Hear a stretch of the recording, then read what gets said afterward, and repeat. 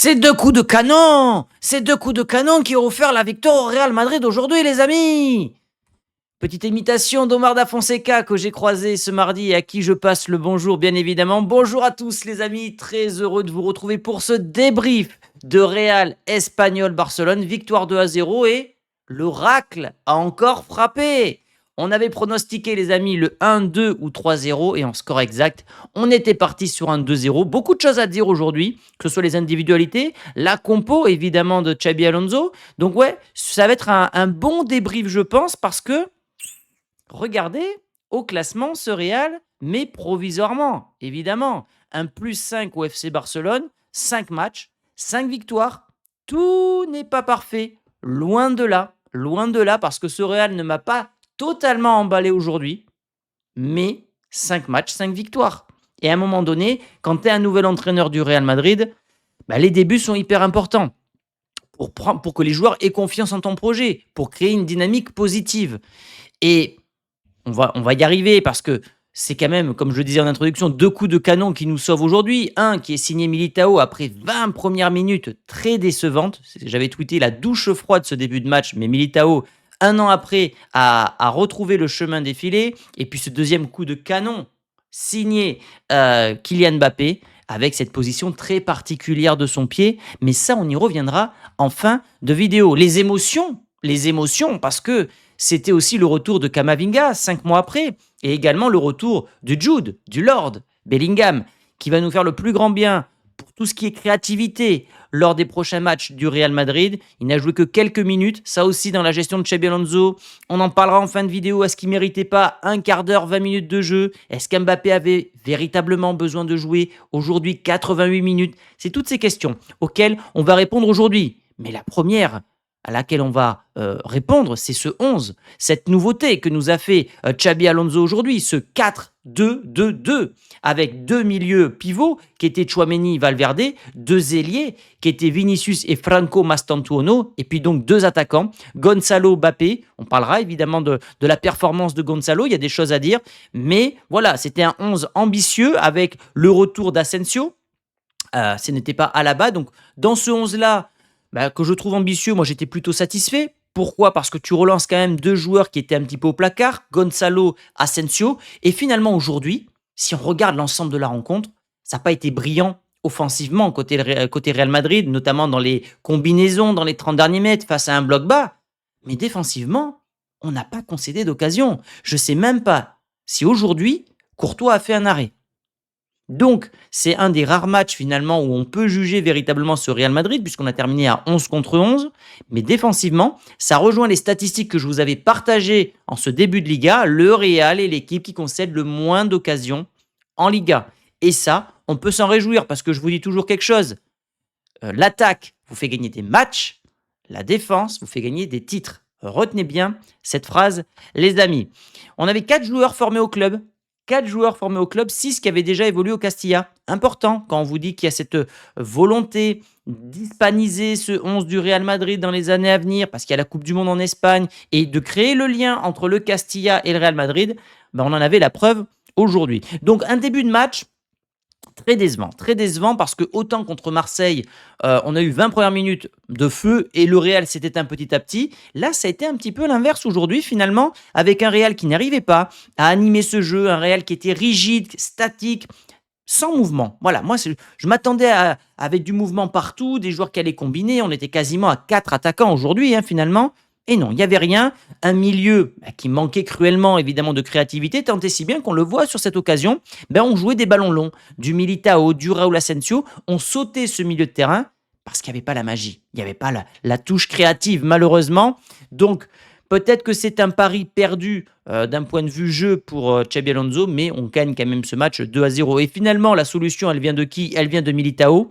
Sur ce banger de 30 ou 31 mètres, absolument remarquable. Le gardien la frôle, mais en retard, et puis tellement de puissance qu'il ne peut la sortir de la cage. Et Militao qui nous sort d'un vrai problème, et qui prouve une nouvelle fois que face à des blocs bas, quand tu n'arrives pas à centrer, que tu n'arrives pas à combiner, puisqu'on le sait que c'est la faiblesse depuis des années, ces blocs bas face au Real Madrid, tu tires.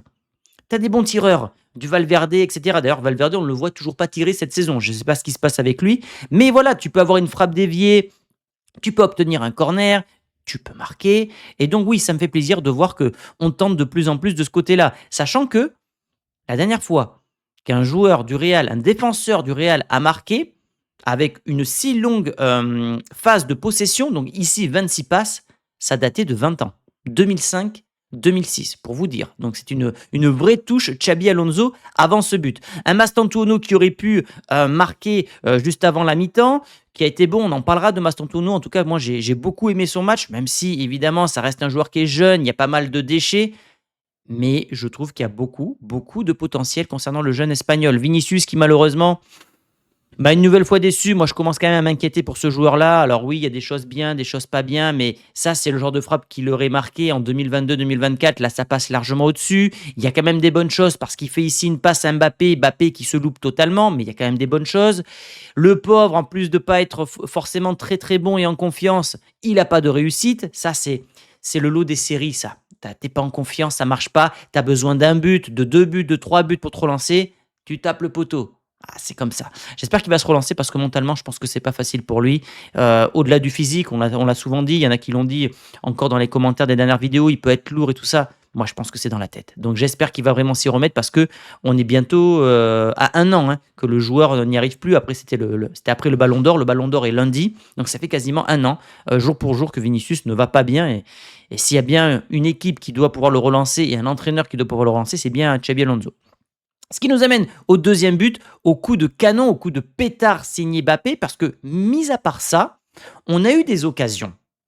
Mais le gardien de l'Espagnol, il n'a pas fait 10 000 arrêts non plus. Donc finalement, ça prouve que il faut savoir tenter de loin et il faut aussi progresser dans l'animation dans les 30 derniers mètres. On a vu un Mastantuono qui dézonnait, qui s'appuyait un petit peu dans un jeu qui rappelle un petit peu Messi, toute proportion gardée évidemment, mais je trouve que ça manque de liant. Ça manquait de liant aujourd'hui, donc ça fait que 5-6 matchs pour cette saison qui a Xabi Alonso, un peu plus si on compte la Coupe du Monde des clubs, on va dire une dizaine. Bon, il va falloir que dans l'animation offensive, on trouve finalement la touche Xabi Alonso. Donc coup de pétard signé Xabi Alonso, signé Mbappé, avec cette position de pied totalement fermée, parce qu'au moment où il frappe la balle, on s'attend tous à ce qu'il l'ouvre pour l'enrouler dans la lucarne opposée. Il a fait sa spéciale qu'il fait dans ses duels face au gardien avec ce pied totalement fermé, un ballon qui flotte et le gardien ne bouge pas. Alors je pense que le gardien, honnêtement, il avait la possibilité de faire un petit peu mieux. Il ne l'a pas fait ici, mais en tout cas, magnifique but de Mbappé. Franchement, rien à dire sur son début de saison. C'est le numéro 10, sa deuxième saison, plus intégré, j'en sais rien, mais ça reste magnifique. Et surtout, 5 matchs consécutifs qui marquent tout simplement.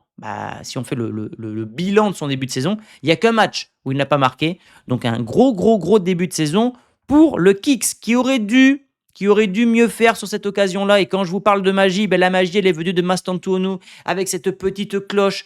Mbappé, il doit la lober dans la lucarne opposée où il doit la taper de l'extérieur. Son lob n'a pas été le bon choix. Il avait même possibilité de faire la passe à Gonzalo Garcia ici. Mais voilà, le geste de Mastantuono ici que je vais mettre en avant, c'est le genre de geste qu'on doit plus voir côté Real Madrid pour justement déstabiliser ce genre de bloc bas.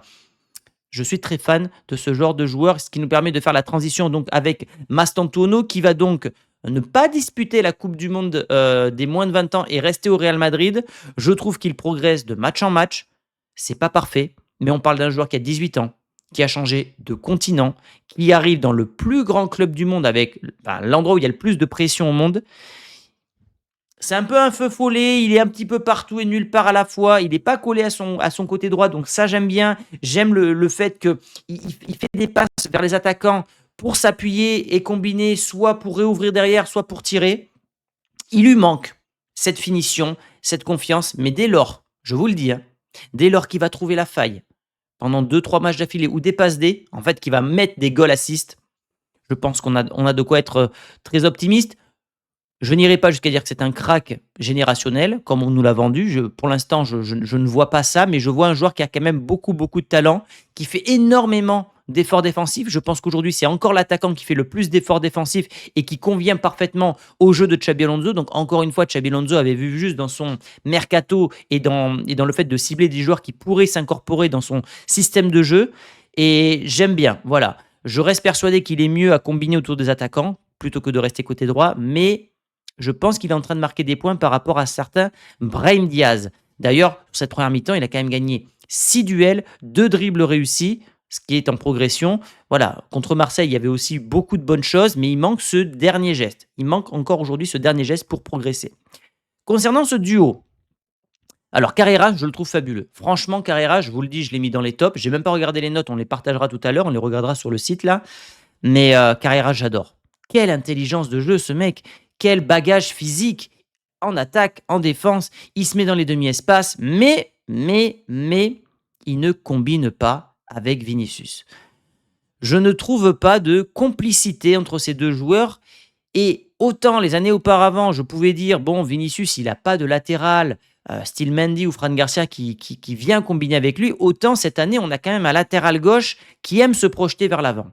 Donc il va falloir travailler ça côté de Xabi Alonso parce que bon, Vinicius, je pense qu'il va avoir aussi besoin de Carreras pour optimiser aussi tout son potentiel offensif parce qu'aujourd'hui, on le verra tout à l'heure dans les statistiques, c'est beaucoup, beaucoup de dribbles non réussis. Donc si tu n'es pas en confiance pour dribbler et que tu veux regagner de la confiance, joue simple.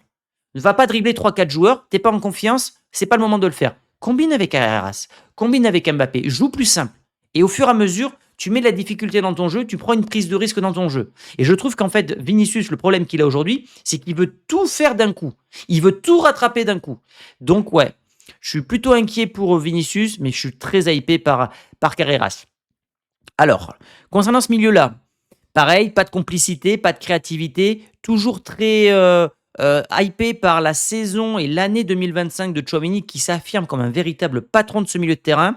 Et j'en ai pour preuve, alors je n'ai pas le visuel là, mais la direction de ses passes. Là où auparavant c'était un joueur qui jouait de manière très latérale, voire même derrière, aujourd'hui on voit un Tchouaméni qui n'hésite pas à casser le premier rideau avec sa qualité de passe. On le sait, ça, c'est une de ses qualités, la passe, que ce soit le jeu long, le jeu court, et aujourd'hui on le voit de plus en plus. Par contre, Federico Valverde, ça ne matche pas. Ça ne matche pas cette saison. Est-ce qu'il paye les 68 matchs qu'il a joué la saison dernière sous Carlo Ancelotti? Peut-être, parce qu'il a même joué la Coupe du Monde des clubs, il se déplace en Uruguay, il joue avec l'Uruguay, etc., etc. Il ne fait pas les bons choix avec le ballon, il ne tente pas, il n'a pas ce petit plus créatif, il n'a pas ce génie de folie. Voilà. Il va falloir ouvrir le dossier à un moment Valverde pour savoir si on ne mérite pas, par exemple, d'avoir un milieu de terrain Tchouaméni, Güler, Bellingham. Sachant que lui ne veut pas jouer à droite, mais à un moment donné, sachant que son début de saison est, je trouve, très moyen, il va falloir peut-être ouvrir le dossier Valverde. Mais en tout cas, ces deux joueurs ensemble, ça ne marche pas dans la gestion du ballon. Il n'y a pas de lien avec l'attaque. Gonzalo, bon, on va pas être trop dur avec lui.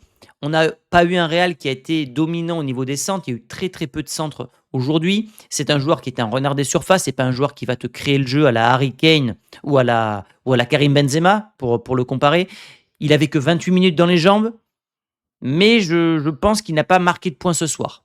Il n'a pas marqué de points ce soir, donc je serai obligé de le mettre dans les flops, malheureusement, parce que quand tu as des opportunités au Real Madrid, tu dois les saisir. Mais ce soir, le pauvre, il a eu, je crois, une occasion, il a chope du tibia. Pas forcément en réussite, mais je pense que normalement, lui, c'est le dernier maillon de la chaîne. Et l'avant-dernier maillon, finalement, il n'a pas bien fonctionné ce soir. C'est ce que je vous dis depuis tout à l'heure.